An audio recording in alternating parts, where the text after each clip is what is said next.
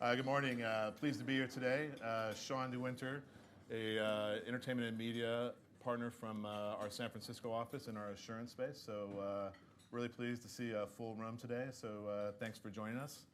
We have some really great guests and speakers and conversations that we hope to have today. So we're going to do a quick rundown through the Outlook data itself. It's going to be remarkably quick because we really want to get to the conversations and hope to entertain you privately and separately to talk a little bit more about the data and the information in the forecast and the outlook itself. We will hit some of that today. We're really pleased. You might be wondering why there's a Hollywood Reporter magazine at a PwC event at your table, but on page 34, there's a really nice full-page spread ad for the second year in a row in the Hollywood Reporter that brings out some of this data. So take some time to have a look at that when you have a chance.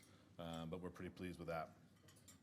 So, as I said, we're not going to scratch the surface of the Outlook data as we go through today, but I do want to spend some time hitting the highlights. So the first one that we want to talk about is from a highlight is the overall cumulative annual growth rate. Cumulative annual growth rate both for global and U.S., and it'll be here in just a moment. And you can see here on a global perspective, we're forecasting over the next 5 years a CAGR of 5.1%, and in the U.S., not that dissimilar at 4.9%. So robust growth across the U.S. and globally.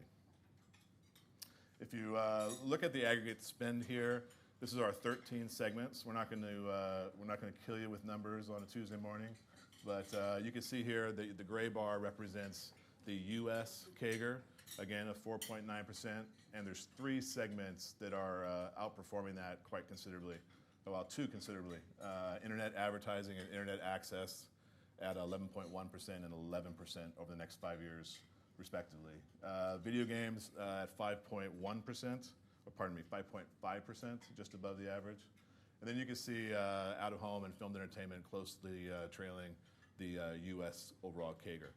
I think the one thing of particular note on this slide is if you look at some of the traditional publishing areas, the newspapers, the magazines, the books, what we're seeing there as the segments that are struggling more with the digital transition are reflected on the bottom of the projected growth. So just that's a very broad comment, and there's a lot of detail to get into each of these segments. But here's the overall picture relative to our forecast. This next looks at the sources of the growth. So if you, for those that recall from the Outlook in the past or the new to the Outlook, we forecast around 3 main segments: both the consumer, the advertising revenues, and internet access revenues. And so we believe, internet access revenues, while maybe not a traditional entertainment and media area, it's clearly the infrastructure and the driver of growth relative to consumer spend. So here you can see at the end of 2019, we're forecasting that from an overall share of the pie, 41%, I think it was, is going to be related to the consumer.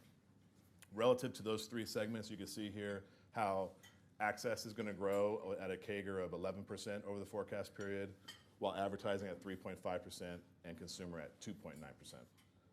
So again, really hitting the very surface of the data here, but we were proud of that, and we wanted to share a little bit of that. So what does it all mean? What did we learn from that social listening study? So I think the key themes from the 3 key themes from our Outlook this year are what we believe successful entertainment media companies over the next call it 3, 5, 10 years need to really start thinking about is 1, innovate around the product and the user experience.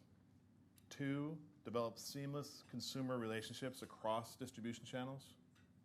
And 3, put mobile and increasingly video at the center of that user experience. So on top of these 3 themes, what you can see around the circle here is we've got a number of white papers, 10 or 11 white papers that dive in to these 3 themes and develop and amplify them some more. So that's a conversation that we'd love to have with many of you, after today, and we can get into those areas and these themes that make the most sense to your business.